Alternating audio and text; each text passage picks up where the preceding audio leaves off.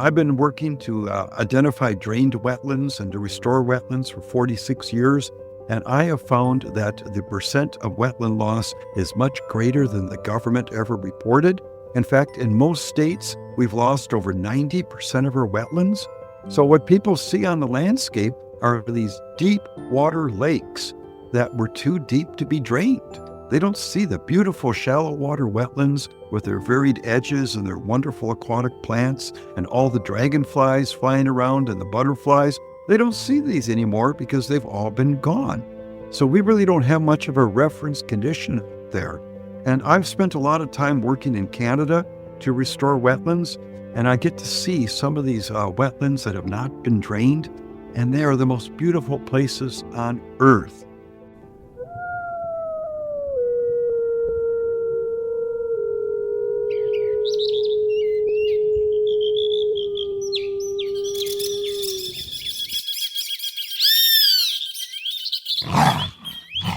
You're listening to the Rewilding Earth podcast.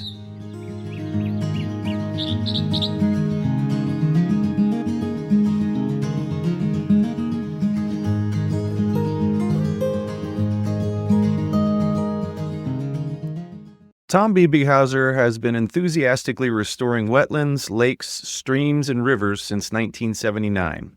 He's designed over 10,000 wetland projects and has successfully supervised the construction of over 3,000 wetlands and streams in 26 states, 3 Canadian provinces, Mexico, New Zealand, Puerto Rico, and Taiwan. He carries a deep and long-standing concern for the environment and finds it rewarding to assist individuals who are interested in restoring wetlands and streams. Tom's passion for restoring wetlands has been recognized with 45 awards, including the Robert Lauderdale Award from the Kentucky Water Research Institute in 2023. A note about my guest today. You're about to hear someone who is as passionate about what they do and teach as you can find anywhere on any topic. I'll warn you now, whatever you know about wetlands, there's a real chance at the end of this episode that you'll find yourself reaching for a shovel and looking for places to build wetlands around your community. Tom's enthusiasm and his storytelling are infectious. Here we go. Tom, welcome to the Rewilding Earth podcast. Thanks for the invitation. Good to be with you. I have been anxiously awaiting talking to you today just because you don't come to the podcast in the normal route that people usually do. My son is in wildlife biology at Ball State University. He texted us one day and said, there's a guy coming to one of the Ball State properties off campus and teaching people how to do wetlands restoration. Can I do it? And I'm like, yes, always do this stuff. It's hands-on. So he went to that and he met you, and you guys did great work for 2 days. You taught them all kinds of things about wetlands restoration. And then he came back with your card and said, you have to interview this guy. Well, Jack, it was really good to meet your son, Sammy. He really worked hard at the workshop, and we were able to build a wetland in 2 days' time with other students from Ball State University. Everybody worked hard. We had some rough weather, but they really enjoyed themselves. And I'm convinced the best way to learn how to build a wetland is to build a wetland. The number one thing that we can do to help the environment is to bring back a wetland that was drained hundreds of years ago. There used to be wetlands all over the landscape. They were in all these shallow depressions, and they were full of life. You just go through some early literature and you find out that if people wanted to see ducks and geese, frogs, toads, and salamanders, they would go to a wetland. And that's where they would hunt and get their food. Those wetlands are largely gone now. And it happened gradually over the years, but drainage has had a serious impact on our environment, and we don't even recognize the signs of drainage. So this course that I taught at Ball State University, we first learned how to identify where wetlands used to occur by looking for signs of drainage. You jump into the car this afternoon and you start driving out in the country. If you watch on the landscape, you're going to see ditches. And ditches are straight-line features. They usually have trees growing on the edge. And those ditches were dug for the primary purpose of draining wet land. And there are many different types of wetland. Everybody thinks of the wetlands that have shallow water, like what a beaver would create when it makes a dam. But there are other wetlands out there that are growing trees. So of course, we call those swamps. And then we have other wetlands that are what we call wet prairies or wet meadows. And then we have the shrub swamps. And then we have bogs and fens. And these are all different types of wetlands, but they have one thing in common. The ground is saturated and there's water during the growing season. And one way to know if you're in a wetland, if you walk through it and your feet start getting wet and you're in a little bit of mud, you could be in a wetland. If you start seeing all these ducks flying away and hearing frogs call, yeah, you're probably in a wetland. But we had such a need for farmland and for raising crops in a growing nation that most of these areas were drained beginning in the 1700s. So when you're driving across the landscape, you're going to see these ditches on the ground. And if you were to go slow enough and look down the length of the ditch, you'd probably see pipes sticking out, maybe white pipes or maybe black pipes. And what you're looking at are the outlets of buried drainage systems. For every ditch you find, there's probably 10, 20 buried drainage structures that have been installed to carry the water onto the ground to drain the wetland. And then we also filled in wetlands with lots of soil, lots of trash, lots of debris. When my wife and I bought our farm 25 years ago, we found a dump on the farm. We started talking to people. They said, well, that's common. Every farm has their own dump. We didn't have this community garbage pickup. And where did people dump their trash? They dumped it in wetland areas because wetlands were not viewed as having any value. They were viewed as waste areas. They were viewed as places that bred mosquitoes. So why not put your trash in the wetland? So when I go to a farm and work to restore wetlands, you have to deal with all this garbage that's been put in these wetlands for years. You're pulling out old antifreeze jugs and old engines and all sorts of oil containers, plus all the jars and everything. People just threw everything in these wetland areas. And times have changed. We now recognize that the wetlands did have great value and that we can bring them back, but it's not easy to do this. And I'm finding that very few people are building wetlands nowadays. You had mentioned to me this one big project that's taking place. Most of the wetlands that are being built nowadays are being built by engineers for what we call compensatory mitigation. People are building wetlands because they are required by the government to make up for filling in other wetlands. And we call that mitigation. But what I teach people about is it's a good thing to build a wetland because you want to, not because you have to. And when you build a wetland because you want to, you can place it in your backyard. You can place it on that 1 acre lot you own, or maybe you can work with a government agency to help them to restore wetland areas and thereby help improve conditions for our environment. It is a different world because we have been talking so much about the mitigation side of things, the voluntary nature of this, and also the participants. I wanted to bring that up too. First, I thought it was going to be all Ball State students, and I was really surprised to hear that there were farmers, ag people, all kinds of different landowners, that it wasn't just biology students at Ball State, that there seemed to be a wider interest in this. Can you talk about that interest, especially as it pertains to private landowners and farmers to bring back wetlands? Yes, I can. Whether we live in an urban area or a rural area, everybody loves to see wildlife, and many people like to go fishing.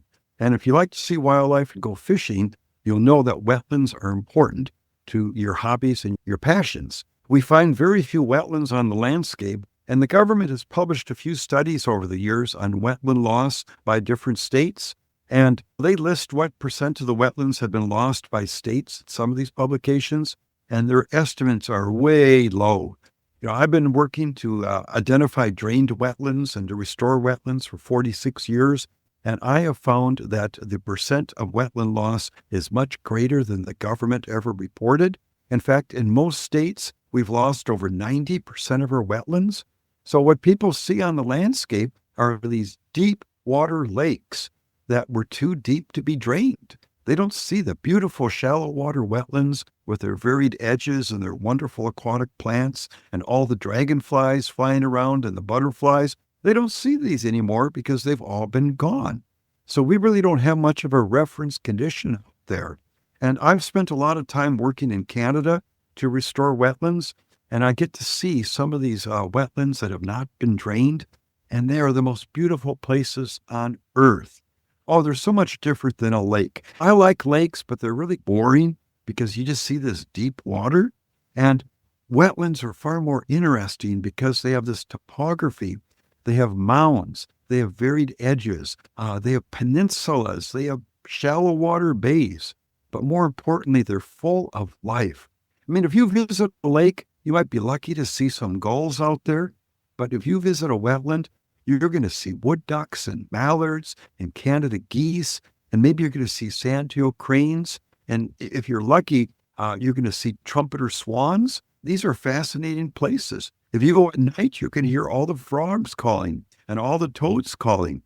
Wetlands are the nurseries for so many species of animals out there, and so many plants grow in these areas.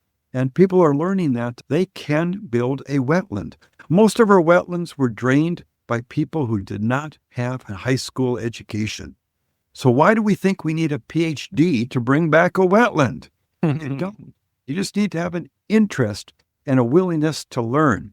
And this is why I've been producing videos on how you can build a wetland.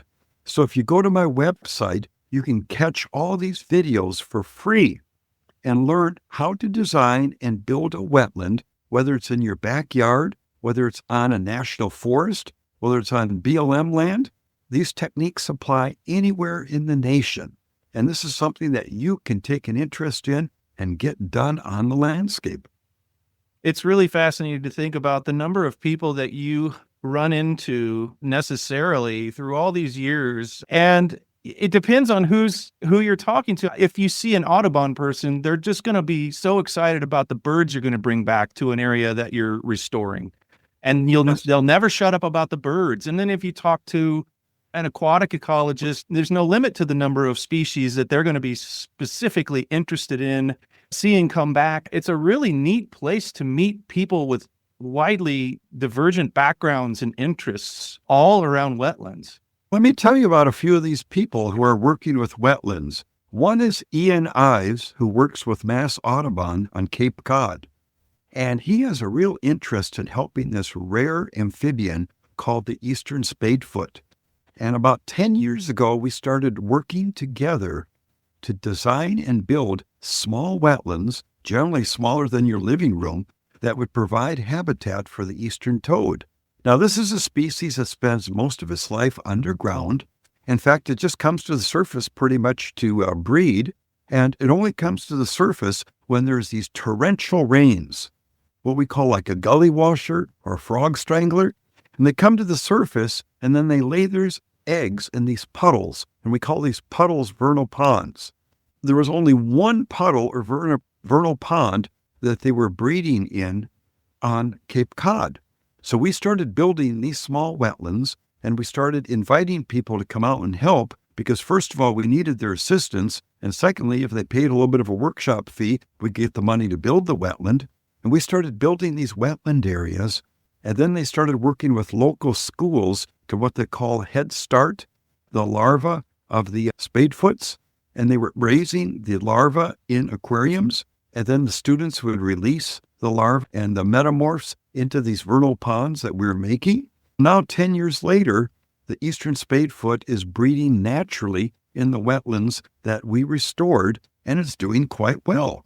It makes quite a difference. And then I can tell you about other people. Audrey Owens, she is what we call the RAND program coordinator for the state of Arizona Game and Fish Department.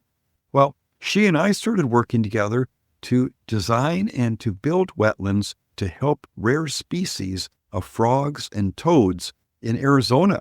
And we've been working to help the Chiricahua leopard frog and the northern leopard frog.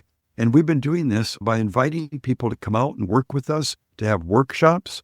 I think of when we moved to our farm a number of years ago, we had to replace our barn because of all the termites.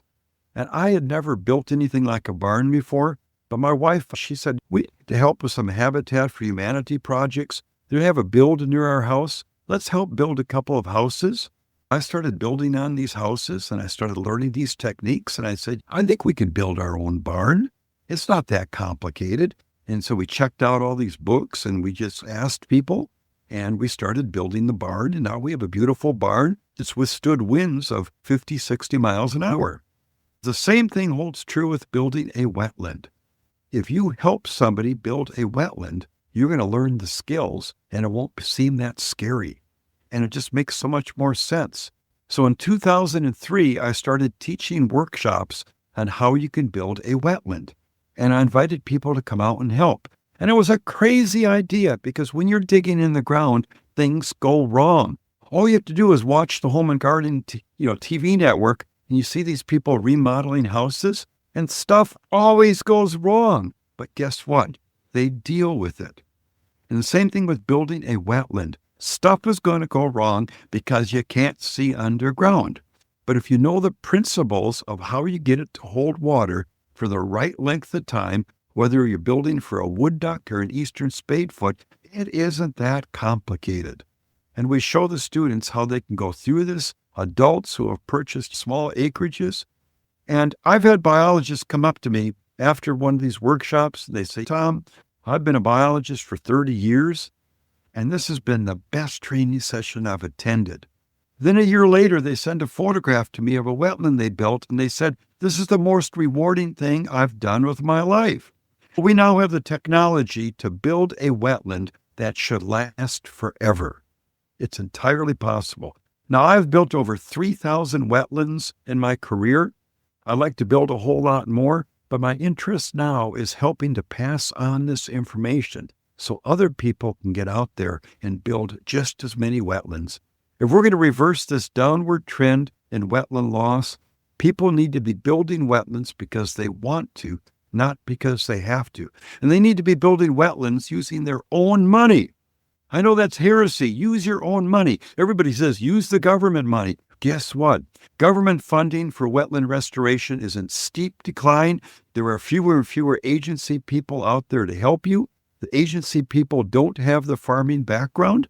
So if you want to build a wetland, guess what? Save up a little bit. Stay at home with your vacation and dig a hole in the ground that will provide you with rewards for the next 50 years. And as many people are starting to do this.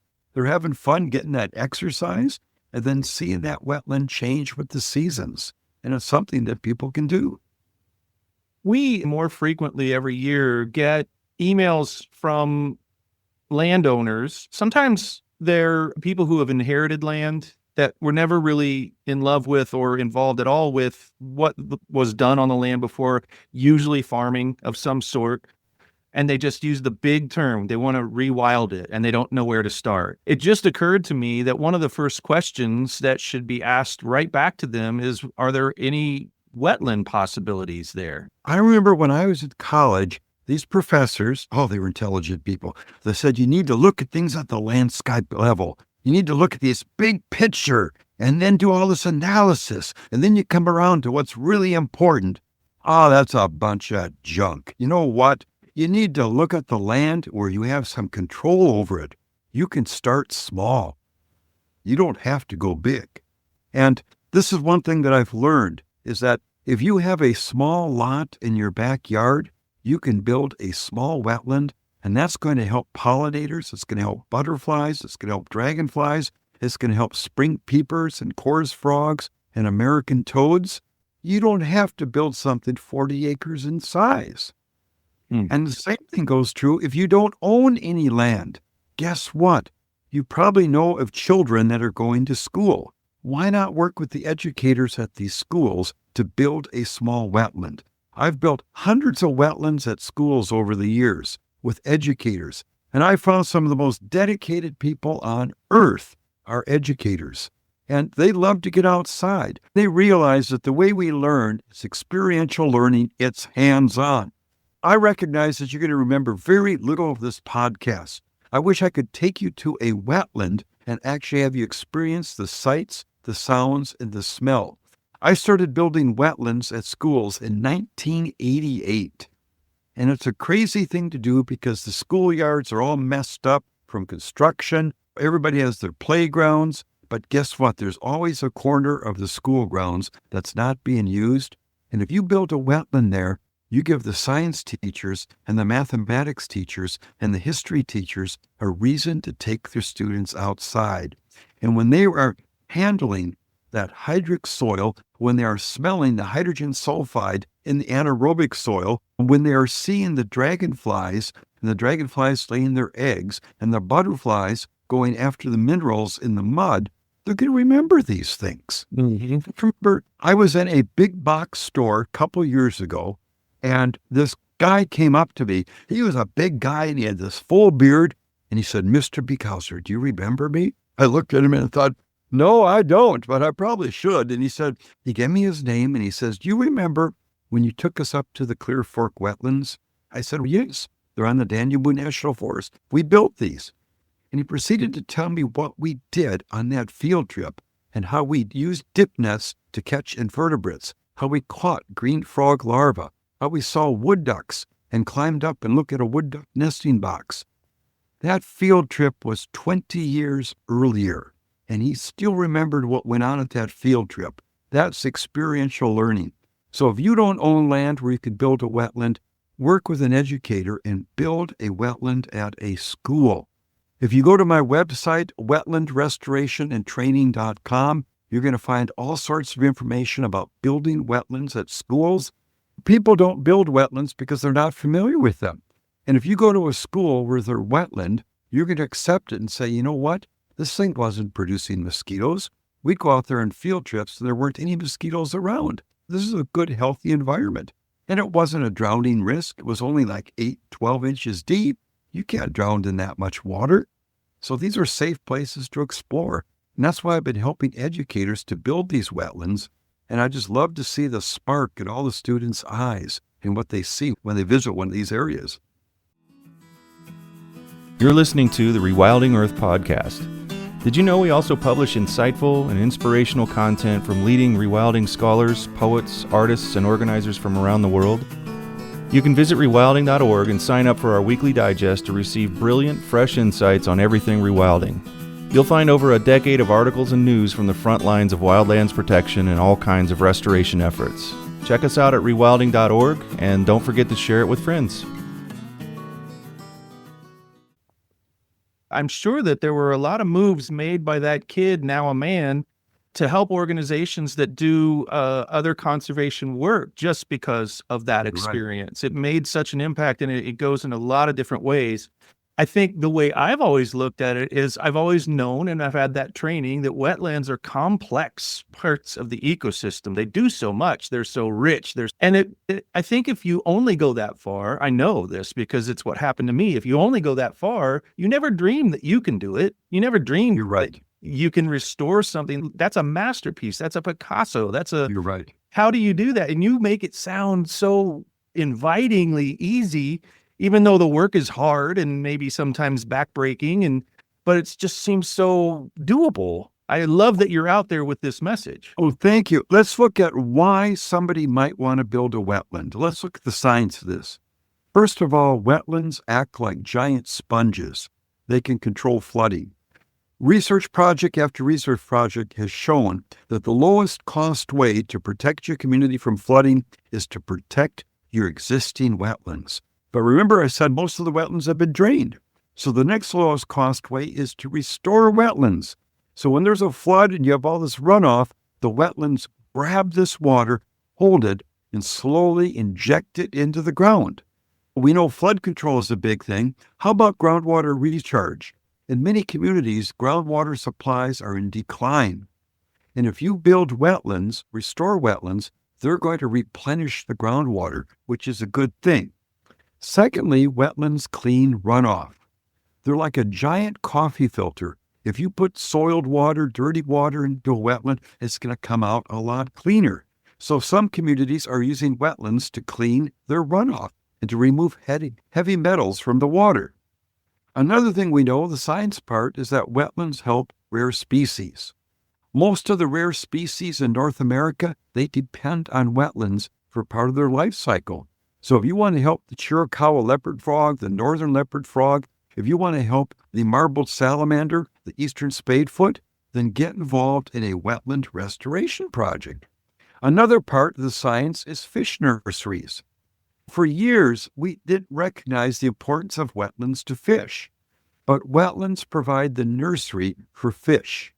They can lay their eggs in these wetlands, and when they hatch, their fry have so much to eat. They can eat all the invertebrates, all the plankton. They can eat the frogs and the toads and the salamanders, and they can grow up. But now let's get into the social part. Wetlands are beautiful to look at. I would say that if I showed photographs of lakes and wetlands to the average person, they'd say, yeah, those wetlands are quite beautiful to look at. And there's a whole lot more to see. And if you want to see wildlife in your backyard, have a wetland. I remember my father sending me a newspaper article from Minneapolis, Minnesota, and they did a little bit of a study on stormwater ponds, which are wetlands. And what they found is that if you buy a home that has a view of a wetland, and the wetland was built to control stormwater runoff, you can expect your home to be worth almost twice as much money. Now, of course, if you have a home on a lake, it'll probably be worth 10 times more. But on wetlands, people like to look out their windows and see something. So I've been working with private landowners to design and to build small wetlands on their land so they can enjoy seeing wildlife when they take a walk. And I think that's the number one reason for building a wetland, is that you can see wildlife and enjoy it outside. It's a whole different environment compared to a mow grass. I hate mowing the lawn. I really do. My wife doesn't mind it, which is I'm really thankful for that. But get out of that mowing and restore a small wetland, and then you can sit back and watch the wildlife and do something you really like to do. How small does a wetland get before it's something else? Maybe a backyard pond, or can we get to the smaller scale of this for people who don't have a lot of land that are not sure if this really applies to them? I worked 34 years on the Danube National Forest in Kentucky, and one of my main jobs was to help endangered species of bats, the Indiana bat and the Virginia big-eared bat, the northern long-eared bat. And we were trying to figure out ways to catch these bats. So one day, a biologist I was working with, John McGregor, he said, you know what? We're finding these ruts with water in them on these ridge tops, mountain ridge tops. So John hung up a net over one of those ruts, and we caught 23 bats in one night. They were coming in to drink the water out of that puddle, and their chins were wet when they hit the net. So you go, wow, okay, so John started doing some research on these puddles, these little puddles on mountain ridge tops, and I think he found 13 species of amphibians that would breed in these ruts. And so we started making some really small wetlands. When I first started building wetlands back in 1978, everybody said they have to be 40 acres in size. That's crazy. Who has the kind of money and land to build a 40-acre wetland? So we started experimenting, building little wetlands. And some of these educated people said, well, what are you doing that for? They're just mosquito traps. We started building these puddles, and we found out that we got dragonflies breeding in them, damselflies, water boatmen, water striders. We started seeing chorus frogs, wood frogs, and we realized that these species had adapted to reproducing in little puddles that would go dry by summer. And so it's okay to build a wetland of any size. You can build a wetland as small as the desk that you do work behind, or you could build a wetland that is hundreds of acres in size. Now, I love building big wetlands, but I think it's good to build the little ones as well. Now, the only thing is that if you build a small wetland in your backyard and there's trees around, it may become filled with leaves. So it could be that during the fall, you'll need to rake the leaves out, because I find that the wetlands that occur naturally on mountaintops, many of them are a little bit larger, and then they dry and they don't fill in with leaves. But you may wonder, how long will one of these wetlands last? Okay, there's a place called Fort Ancient, and Fort Ancient is out of Oregonia, and Oregonia is located in Ohio, and Fort Ancient is on top of a ridge. I'm going to call it a mountain ridge above the Little Miami River. And if you ever visit Fort Ancient, you're going to see this earthworks. And this earthworks is this long ridge that extends for over 3.5 miles. And this was constructed by people using primitive shovels and using baskets to move soil over 2,000 years ago. But if you look around, you're going to see these ponds or these wetlands that were purposely dug by hand 2,000 years ago. And they used these hand tools, and they carried baskets of soil, and they compacted the clay. And I take field trips out to these wetlands now at Fort Ancient, and we show people the diversity of plants and animals living in these ecosystems that were made by humans over 2,000 years ago. Now, if you ask yourself, what do we humans do in life that can last 2,000 years? Build a pyramid, maybe? It's a whole lot easier and a whole lot cheaper to build a wetland that may go dry in the summer, but it's going to provide an area for all these species to live, from wood frogs to dragonflies to damselflies. And the best part is they will not breed mosquitoes. So many of our wetlands were drained because people were worried about mosquitoes. They said, that's just a mosquito breeder right there. So most every natural wetland I view, it's been ditched. Somebody's tried to drain it because of fear of mosquitoes.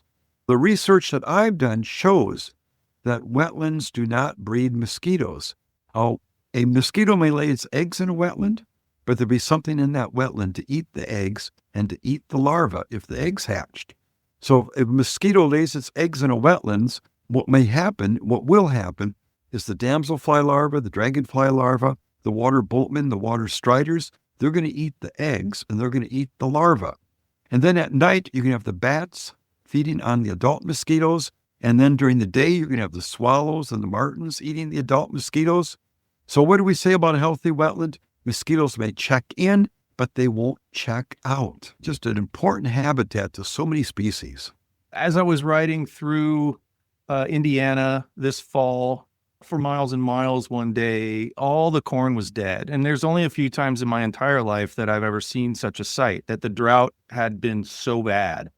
And I wondered about wetlands specifically. It just dawned on me that I'd been thinking about wetlands without even hearing your name yet. And I was thinking, man, a lot of these guys, if they had a portion of their land dedicated to wetlands or returned to a wetland, might have mitigated some of their groundwater troubles, some of their drought troubles, although it wouldn't have probably helped across all of their land. It might have helped a great deal in certain portions of it. Do you work with more and more farmers who are seeing the light in terms of the recharging effect and all the important benefits that it can provide to people who are trying to get through severe droughts? Oh, yes. I've been working with farmers in British Columbia, Canada, and Alberta, Canada. I've been working with ranchers in Nevada as well as Arizona. And what they're recognizing is that it's good to keep the water on the landscape. What we humans have done for so many years is that we have dug ditches and put pipes in the ground to move the water downhill. We move the water downhill into reservoirs, and we've tried to get it off of our landscape because of fear of mosquitoes. And what we're learning is that when it rains and when we have snow melt, it's best to keep that water on your property. If you can keep that water on your property, it will provide habitat for all these plants and animals, and then that water will soak into the ground. It will moisten the soil, and then that way you can grow your crops, and that way you can cut your hay for livestock. So yes, wetlands are of critical importance. And yes, we are rewilding the earth, but we're also helping to produce hay and to produce something that we can eat from our gardens. But yes, it's really important to keep that water on your land, and it's okay to use it that way. Why? Because again, for hundreds of years, we've done everything we can to get that water to run off. And when that water runs off, it causes great erosion. When you drain a wetland, you usually dig a ditch, and when you dig that ditch, it forms what we call head cuts. And head cuts are like a waterfall, but they're in soil, and they cause a deepening and a widening of the ditch, and they result in massive erosion. So people have been draining wetlands for hundreds of years. That has caused the head cuts to form, and now we have deep gullies. To give you an idea how powerful a head cut is, just think of the Grand Canyon. The Grand Canyon was formed by erosion resulting from head cuts moving upstream and causing a deepening and a widening of channels. If you've seen a gully, you've seen a head cut gone wild. So when you restore a wetland, you can control these head cuts, restore the streams, restore the wetlands, control the erosion, provide for flood control, plus habitat for all these rare species. So erosion control and wetland restoration, the two are inseparable. When you do a wetland restoration project, you're controlling erosion and you're keeping that water on the landscape where you can use it for beneficial purposes. What's the scale of what we have inadvertently lost and are trying now to regain in terms of wetlands? I sense that it's really quite a number. It's quite a big thing that we've done that we're trying now and seeing the light and reversing. Let me give you some numbers on that wetland loss. Okay, first of all, they come from Thomas Dahl's work. He worked for the U.S. Fish and Wildlife Service, and he published this information like 25 years ago, maybe 30 years ago. And it's really the only information that's out there right now. And what he looked at was the percent of wetlands that were lost from the 1780s to the 1980s, over a 200-year period. And he published this, and here are some of the numbers. I'll give you some of the states. For instance, Kentucky, 81% of the wetlands have been lost. New York, 60%. California, 91%. Wow. And then we have Florida, 46%. It was interesting. I see these numbers, and we've all taken it as gospel. But what I looked at was Thomas Dahl's work and how he came up with these numbers. And what he pretty much looked at was the presence of hydric soils that are being farmed. What does that mean? If you're trying to farm wet soil, guess what? You're trying to farm a wetland that was drained. It makes sense. Hydric soils are waterlogged soils. So if you're trying to farm it, yes, it used to be a wetland. And that's how we based a lot of this information on wetland loss. Now, I have come up with many more signs of drained wetlands. I've come up with signs like the presence of a ditch. It is so obvious. If you see a ditch, somebody's drained a wetland. Or how about a drain pipe, the outlet of a drain pipe? Or how about a surface inlet? If you're driving through Indiana and you see these orange pipes with holes in them in the middle of a field, that's the surface inlet to a drainage system, and it is placed in the deepest part of the drained wetland. And there's all these different signs of drained wetlands, an area being filled. A moved stream is a sign to drained wetland. When you take a look at all these other signs of wetland drainage, we find out that well over 90% of the wetlands in every state have been drained. And it doesn't just have to be the states in the east. I'm finding out that the states in the west had as much, if not more, drainage. And here's an example of that. Okay, I've met with a lot of ranchers, and they all have stories about one of their cows getting stuck in the mud of a wetland. And it's one of the main reasons that wetlands have been drained in the west, is that they didn't want their livestock get stuck in the mud. Another thing is they needed hay. So you look at how dry the west is. Where are you going to cut your hay? You're going to cut your hay in a place that is seasonally wet. And so what people learned years ago is that they could drain a beaver pond. They could remove the dam, they could kill the beaver, and they could drain that beaver pond, and then they could cut hay off of that drainage, off of that valley. And for years, people dug ditches and pulled out beaver dams, but then they triggered this erosion and these head cuts to form, and now they have nothing more than a deep gully that has no groundwater and no surface water.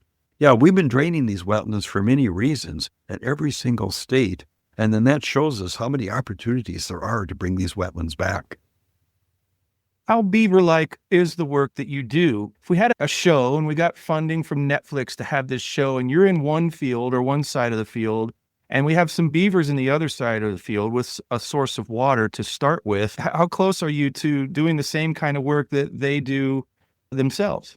Jack, I'm really close to Beaver because I thought about changing my last name from Biebigauser to Biebighauser, but my wife says, no, we're not going to do that. We're not. Okay. So a little bit about beaver. When I was in high school, I trapped beaver. I was in wetlands all the time. And I had a teacher who showed me how to trap beaver. And after a while, I figured out it's way too much work. There's too little money in. Fashions change. It's time to redeem myself and start restoring wetlands instead of trapping beaver. When you look at where do beaver live? First of all, they find streams. They find streams on fairly level ground, and they've learned that they can dam these streams and create large ponds, flood the trees, and have a safe place to build their lodge and live. Wonderful way to make a living. But now the thing is, when a beaver builds a dam, it's out there 24 hours a day maintaining that dam. And that's what beavers do. They cut trees, they eat the bark, and they maintain their dams with mud and sticks. Now, when we humans build a dam, they're pretty hard to maintain. We can't get money to get the maintenance done. And many of these dams have problems and eventually wash out. When I build wetlands, I let the beavers build the ones in the streams. If there's a stream that's flowing and it doesn't have steep banks that are eroding from head cuts, more than likely the beaver will move in and build the wetlands. And the wetlands they build, they start out as what we call emergent wetlands. But what I will do is that I will work on the ground where a beaver can't build a wetland. Most of the wetlands that have been drained, they don't have a stream running through them. Most of them, they have ditches that may carry water for a couple days out of the year. And I've developed techniques for building wetlands, for restoring wetlands in areas where beaver can't do it. See, beaver are not able to change groundwater. And the techniques I've come up with, what they do is they disable these buried drain pipes, these wooden structures that were put in the ground, the rock drains. We can disable those drainage structures and we can restore the natural hydrology to bring back the wetland. Beaver aren't able to do that. Another thing we can do is that we can reshape the ground. See, whenever you dig a ditch, you reshape the ground so water flows into the ditch. And I've had people, they're well-intentioned, they say, all you have to do is plug that ditch to bring back the wetland. Wrong. That's not enough. If you've ever dug a ditch, you know you have to reshape the ground so the water flows into the ditch. And what do you do with the dirt you take out of the ground from digging the ditch? You use it to fill in the wetland. So when you restore a wetland, not only do you have to disable the ditch by filling it, but you have to reshape that natural wetland basin. Every wetland is in a natural basin, and beaver can't do that. We can do that. My opinion is let the beaver handle wetlands in the streams, get out of the stream, and there's a lot of work that we can do that the beaver can't, and we can really bring back these ecosystems, and then the beaver will move into the wetlands that we build. Tom, I really enjoy everything about your story, but especially the new focus or the relatively new focus on making sure that everything you've discovered, all of the work that you've done, reaches a much, much wider audience, and leveraging your past, all your experience to making sure that as many people as possible, which is why I imagine that you wanted to be on this podcast, and you're doing everything that you can to reach as wide an audience as possible, because the stuff that you've uncovered over these decades and the work that you've done is just amazing. And you're just so infectiously enthusiastic. Jack, I believe it's important for us to get out of our comfort zones and to try something new. And if you get involved in wetland restoration, wetland creation, you are definitely on that edge of what you feel comfortable doing. But if you want to make a difference, if you want to rewild the earth, this is something that you can bring back. You can bring back a wetland. You can make a wetland. And it's going to provide you and animals with a place to live for many years. It's something that really makes a difference out there. I really encourage people to go to my website, wetlandrestorationandtraining.com, to look at my videos, to pick up the books I've written on the subject, to let me know by email if they have any questions. I'd love to help them to design and build wetland areas, because these are special places for all of us to see. And there will be links to Tom's materials in the extra credit on this episode at rewilding.org/pod. Just look for Tom's name and you will see this episode. And Tom, once again, thank you so much for enlightening us all here on the podcast. Jack, you're making a real difference hosting these podcasts. Thank you for getting this good information out to everybody. Thanks for listening to the Rewilding Earth podcast. We do what we do because of you. This podcast is supported by listeners like you who long to live in a wilder world. Please consider donating at rewilding.org and subscribe to our weekly news and article digest while you're there. To go the extra mile, you can follow and share Rewilding Earth on Instagram, Facebook, and Twitter.